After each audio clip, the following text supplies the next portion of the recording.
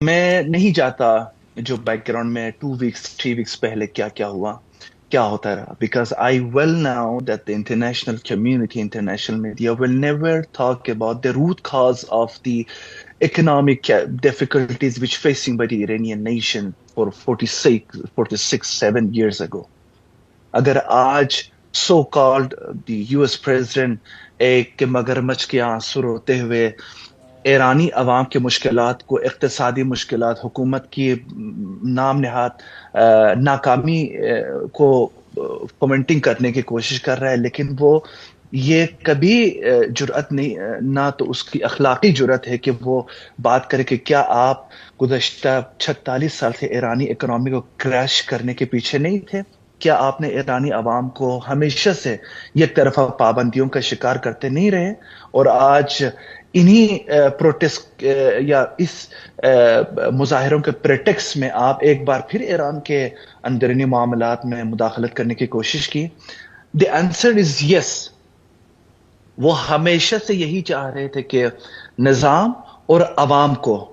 انہی مشکلات کی وجوہات دکھا کے ان کو آمنے سامنے لا کر کھڑا کر دے، جس کے پیچھے خود ویسٹرن پاورز، جس کے سرکردہ امریکہ اور اس کے حمایتی زائنسٹ رجیم ہے۔ اس دفعہ جو پروٹیسٹ ایران میں ہوئے، میں سمجھتا ہوں کہ ایرانی اسٹیبلشمنٹ اور نظام انہوں نے بڑا ٹریمنڈس کارکردگی دکھائی ہے۔ شروع پہلے سے ہی تمام عوام کو ایک پیسفل پروٹیسٹ کرنے کے بالکل ایک انوائرمنٹ کریٹ کیے، اور جو ان کو پہلے سے ہی پتا تھا، جب 12 روزہ جنگ میں دشمن کو ایک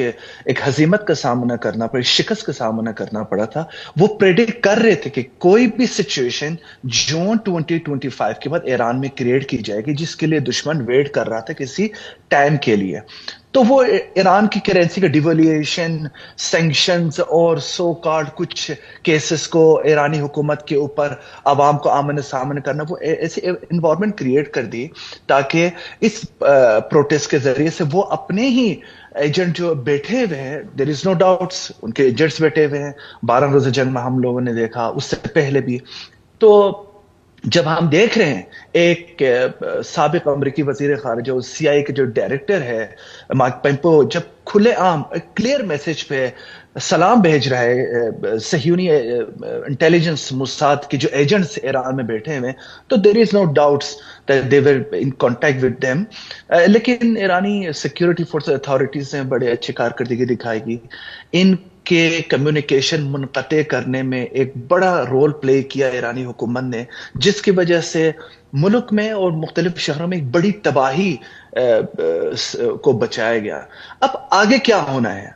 آگے یہی ہے کہ ڈونلڈ ٹرمپ اور اس کے حواری، خصوصاً ناجیہ صہیونی ریاست، وہ یہ سمجھ رہے تھے کہ اس دفعہ بھی 3 سال پہلے کی طرح مظاہروں کو، عوام کو پرووک کر کے،